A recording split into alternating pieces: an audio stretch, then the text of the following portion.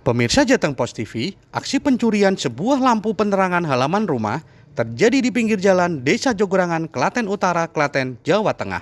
Gerak-gerik pelaku berhasil tertangkap kamera CCTV pemilik rumah yang dilakukan seorang diri dengan menaiki sepeda motor yang dipasang bronjong. Akibat kejadian ini, korban yang merupakan bengkel las mengalami kerugian sebesar Rp150.000. Inilah rekaman kamera CCTV yang dipasang di depan rumah yang merupakan bengkel las milik Bagus yang terletak di pinggir jalan Desa Jogerangan, Klaten Utara, Klaten, Jawa Tengah.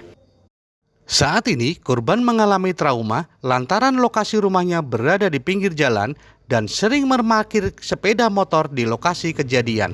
Sementara itu, kasus pencurian ini sudah menyebar di media sosial, namun korban tidak melaporkan kejadian tersebut kepada pihak kepolisian.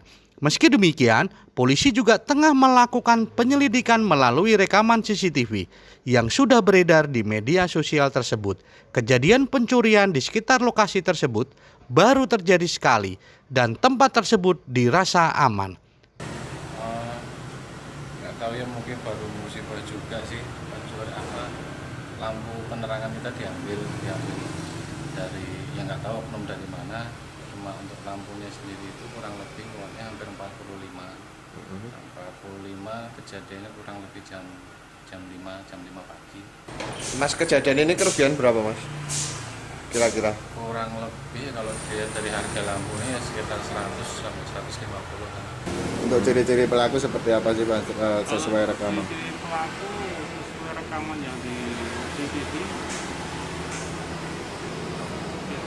laki-laki juga kurang sudah kecil untuk motor sejauh mana mungkin untuk motor belum diketahui. Belum diketahui.